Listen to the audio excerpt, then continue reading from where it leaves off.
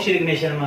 दोस्तों आज मैं जिस टॉपिक को लेकर आया वो है मांगलिक। कई लोग कहते हैं कि मांगलिक दोष क्या होता है। मांगलिक दोष एक ऐसा दोष होता है कि जिसमें अधिकतर लोगों को यही पता है कि मांगलिक दोष होने के कारण शादी में बहुत सारी तकलीफें आती हैं। मांगलिक दोष में ये मानते हैं कि मांगलिक ही लड़की होनी चाहिए। तो आज मैं आपको इसका संपूर्ण विवरण दूंगा, क्योंकि एक बहुत ही कॉम्प्लिकेटेड टॉपिक है। इसके बारे में आपने YouTube पे जितनी भी वीडियोस देखी होंगी आपको शायद कुछ समझ आए उसमें से, क्योंकि वो बड़ा टिपिकली बताते हैं। मैं आपको बड़े ही सरल, बड़े ही सिंपल उसमें बताऊंगा कि जिससे आपको एक एक चीज समझ आ जाए। अगर आपके पास आपकी कुंडली है और आप ये देखना चाहें कि मांगलिक दोष है या नहीं, तो आप बड़े ही आसानी से, अगर मेरी ये वीडियो पूरी देखते हैं, वीडियो के हिसाब से अगर आप चेक करते हैं, तो आपको बड़े ही आसानी से पता चल जाएगा कि आपकी कुंडली में मांगलिक दोष है या नहीं। और अगर है भी तो उसमें भी बहुत से ऐसी कंडीशंस होती है जिसमें वो निष्क्रिय हो जाता है। वो भी मैं आपको डिटेल में बताऊंगा, बड़े ही सिंपल वे में बताऊंगा, बड़े ही आसान वे में बताऊंगा, जिसमें आप आसानी से देख के उसको जज कर पाएंगे कि आप मांगलिक हो या नहीं। या कोई आपकी घर में किसी की शादी हो रही है, कोई वर है या कन्या है, तो आप उसकी कुंडली देख के अंदाजा लगा सकते हैं कि वो मांगलिक है या नहीं। एक संपूर्ण मांगलिक होता है, एक आंशिक मांगलिक होता है, या फिर मंगल के दोष हट भी जाते हैं। कुछ लोग, बहुत से ज्योतिष या बहुत से पंडित ऐसे भी होते हैं जो मांगलिक दोष बता के बहुत ज्यादा लोगों को परेशान कर देते हैं, क्योंकि मांगलिक दोष से लोग बहुत ज्यादा डर जाते हैं यदि किसी को बताया जाए कि वो मांगलिक है। तो मैं आपको बताऊंगा कि किन किन स्थिति में अगर मांगलिक दोष है भी तो वो निष्क्रिय भी हो जाता है। तो चलिए इस वीडियो को आगे बढ़ाते हैं। ओम श्री गणेश शर्मा, मेरे चैनल एस्ट्रो फ्रेंड दीपक में एक बार फिर से आपका बहुत बहुत स्वागत है। तो दोस्तों सबसे पहले जिन लोगों ने अभी तक सब्सक्राइब नहीं किया मेरे चैनल, वो इसको सब्सक्राइब कर दो और बेल का आइकन भी प्रेस कर दे, ताकि आपको आने वाले सारे वीडियोस की नोटिफिकेशन मिल जाए। तो चलिए आपको मैं बताता हूँ कि मांगलिक दोष कैसे होता है। दोस्तों मंगल ग्रह, जो मंगल ग्रह की स्थिति जो 12 भाव कुंडली के होते हैं, अन्य ग्रहों की तरह मंगल कुंडली के 12 भाव में किसी एक भाव में होता है। इन्हीं में से कुछ भाव में मंगल की स्थिति को ही मांगलिक दोष कहा जाता है। वो स्थिति कब होती है कि कौन से भाव में हो तो मांगलिक दोष हो, वो होता है यदि मंगल आपके लगन में हो, यदि मंगल आपके चतुर्भाव में हो, या सप्तम भाव में हो, या अष्टम भाव में हो, या फिर आपके द्वादश भाव में हो। तो इन भाव में अगर मंगल आपका आता है तो आप मांगलिक होते हैं। दोस्तों मांगलिक दोष दाम्पत्य जीवन के लिए बड़ा ही हानिकारक माना जाता है। ये आंशिक रूप से देखा जाए तो सही भी है, लेकिन इसको संपूर्ण भाव से आप नहीं मान सकते कि वही एक दोष है। क्योंकि अगर आपका दाम्पत्य जीवन सही नहीं चल रहा तो उसमें बहुत सारे कारणों में से एक कारण ये मांगलिक दोष भी हो सकता है, लेकिन इसी के कारण ही सारी गड़बड़ हो ये नहीं हो सकता। दोस्तों जन्म पत्रिका में ऐसी बहुत सी परिस्थितियां आती हैं जहां आपका मांगलिक दोष है भी, तो उसको बहुत, उसका प्रभाव कम हो जाता है या फिर उसका प्रभाव बिल्कुल निष्क्रिय हो जाता है। उनमें से बहुत से ऐसे जो प्रभाव कम करने या उसको निष्क्रिय करने वाली जो क्या स्थितियां, परिस्थितियां बनती हैं, वो मैं आपको इतनी आसानी से बताऊंगा कि अगर आपके पास कुंडली है या फिर किसी वर वधू की कुंडली है, तो आप उसमें से देख के जान पाएंगे यदि वो मांगलिक है भी। तो अगर मांगलिक होने के बावजूद अगर ये परिस्थितियां बन रही हैं तो उसका मंगल दोष या तो बहुत ही कम हो जाएगा या फिर बिल्कुल ही निष्क्रिय हो जाएगा। तो वो परिस्थितियां क्या है, तो चलिए मैं आपको वन बाय वन इसका बताता हूँ। यदि किसी वर या कन्या की जन्म पत्रिका में मांगलिक दोष बन रहा है, यानी कि उसकी लगन चतुर्भाव, सप्तम भाव, अष्टम भाव या उसके द्वादश भाव में मंगल हैं, तो इसका मतलब वो मांगलिक है। तो उस कंडीशन में यदि उसके साथ कोई पाप ग्रह है, पाप ग्रह कहते हैं जैसे शनि, राहु, केतु, अगर वो साथ बैठा है तो आपका मंगल दोष संपूर्ण रूप से निष्क्रिय हो जाता है। यानी कि अगर उन भाव में मंगल है, आपके लगन में, आपके चतुर्भाव में, आपके सप्तम भाव, अष्टम भाव और द्वादश भाव यानी कि 12वें भाव में यदि मंगल है, वो मांगलिक कहलाएगा। लेकिन अगर उसके साथ पाप ग्रह यानी कि राहु, केतु और शनि है, तो आपका वो टोटली निष्क्रिय हो जाता है, फिर आप मांगलिक नहीं रहते। ये ध्यान से नोट कर लो, इसको समझ लो अच्छे से।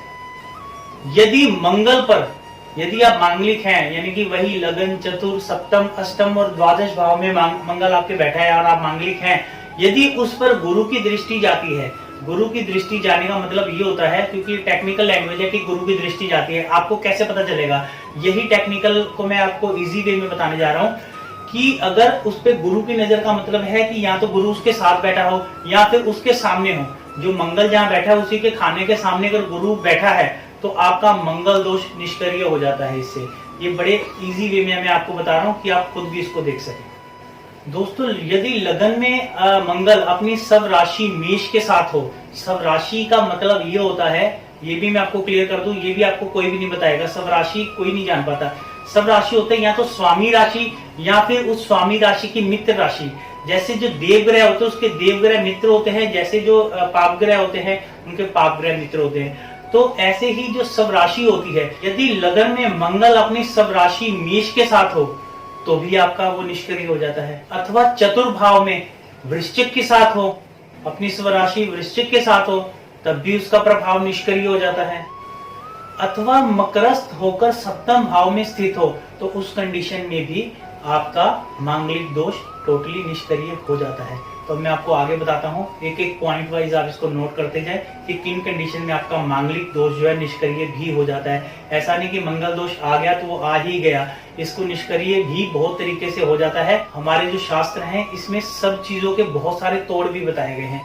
यदि मंगल अष्टम भाव में अपनी नीच राशि कर्क के साथ हो, अष्टम भाव में अपनी नीच राशि कर्क के साथ अगर मंगल होता है उस कंडीशन में भी वो दोष निष्क्रिय हो जाता है, अथवा द्वादश भाव में यानी कि 12वें भाव में यदि वे धनु के साथ है, 12वें भाव में यदि वे धनु के साथ है वो भी नीच राशि मानी जाती है, तो भी उस कंडीशन में वो निष्क्रिय हो जाता है। यदि मंगल अपनी मित्र राशि यानी कि कर्क, धनु और मीन, मंगल अपनी मित्र राशि के साथ हो, कर्क, धनु और मीन, तो उस कंडीशन में भी मंगल दोष निष्क्रिय हो जाता है। यदि वर और कन्या, वर अथवा कन्या की कुंडली में मंगल के साथ चंद्र और बृहस्पति की युति होती है, युति मतलब इनकी मित्रता समझौता एक ही भाव में दोनों होते हैं, जैसा कि मैंने आपको पहले बताया था कि दृष्टि डालना, दृष्टि का मतलब हो गया कि सामने से युति हो गया कि एक ही साथ दोनों बैठे हैं, तो उस कंडीशन में भी मंगल दोष बिल्कुल निष्क्रिय हो जाता है दोस्तों। यदि मंगल दोष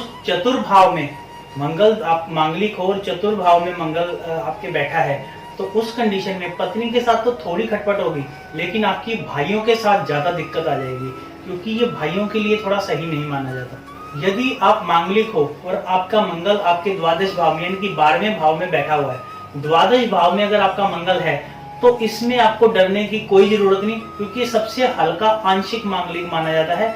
इसमें आप कुछ भी छोटे मोटे जो उपाय कर सकते हैं, जैसे कि मंगल का दान कर सकते हैं, मंगलवार हनुमान जी का प्रसाद चढ़ा सकते हैं, या फिर आप तुलसी के पत्ते हनुमान जी को अगर मंगलवार को चढ़ाएंगे तो वो दोष उससे भी निष्क्रिय हो जाता है, खत्म हो जाता है, क्योंकि वो बहुत ज्यादा कम होता है, बहुत थोड़ा सा होता है, उसमें इतना डरने वाली बात होती नहीं। जो मंगल दोष सबसे भारी माना जाता है, भारी मंगल दोष जो होता है वो होता है लगन, सप्तम भाव और अष्टम भाव। लगन, सप्तम भाव और अष्टम भाव, ये 3 भाव ऐसे होते हैं, अगर वहां से आप मांगलिक हो तो थोड़ी सी प्रॉब्लम होती है। उस कंडीशन में यही बेटर होता है कि आप किसी मांगलिक लड़की के साथ ही शादी करें तो बहुत अच्छा माना जाता है। यदि ऐसा नहीं है तो उसके भी बहुत सारे उपाय होते हैं, वो वीडियो बहुत ज्यादा लंबी हो जाएगी, तो बेटर रहेगा कि अगर ऐसी कोई कंडीशन हो तो आप कंसल्ट कर सकते हो। जैसा कि शायद आप लोग जानते हो कि मेष और वृश्चिक का जो स्वामी होता है वो होता है मंगल, मेष और वृश्चिक का। लेकिन मकर राशि जिसका स्वामी शनि होता है उसमें मंगल उच्च का, सबसे उच्च का माना जाता है। यदि आपके मकर राशि में किसी की मंगल है तो उसका ये मान लो बल्ले बल्ले है।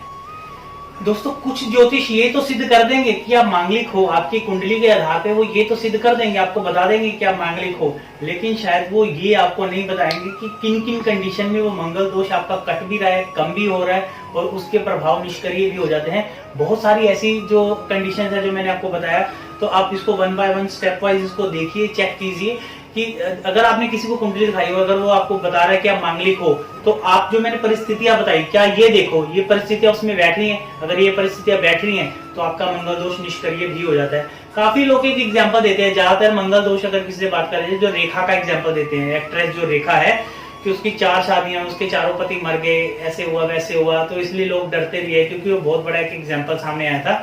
तो मंगल दोष को लेके आपको इतना डरने की जरूरत नहीं है, क्योंकि अगर रेखा की भी कुंडली मेरे सामने आएगी तो मैं आपको बता दूंगा उसका कारण सिर्फ मंगल नहीं था, उसके और भी कई कारण होते हैं। अगर ऐसी कोई परिस्थिति बनती है तो उस कई मंगल एक मांगलिक दोष एक कारण होता है उसमें से, one of all reason, not only the reason, क्योंकि सब कुछ मांगलिक दोष से नहीं होता, बहुत सारे और भी दोष देखे जाते हैं, बहुत सारी और भी चीजें देखी जाती है, ग्रह दशा भी देखी जाती है। तो सब चीज देख के फिर ये चीज नतीजे पे आते हैं कि क्या कंडीशन होती है, क्या कंडीशन नहीं। सिर्फ एक चीज को देख के आप पूरी कुंडली का निष्कर्ष नहीं निकाल सकते। तो दोस्तों ये है मांगलिक दोष, जो कि मैंने आपको कोशिश की कि बड़े ही इजीली, बड़े ही आसान शब्दों में, कोई टेक्निकल लैंग्वेज का मैंने यूज नहीं करा, बहुत ही सिंपल शब्दों में बताया जिससे आप जान पाए। तो ऐसे ही मेरे साथ जुड़े रहें, ऐसे ही मेरे साथ बने।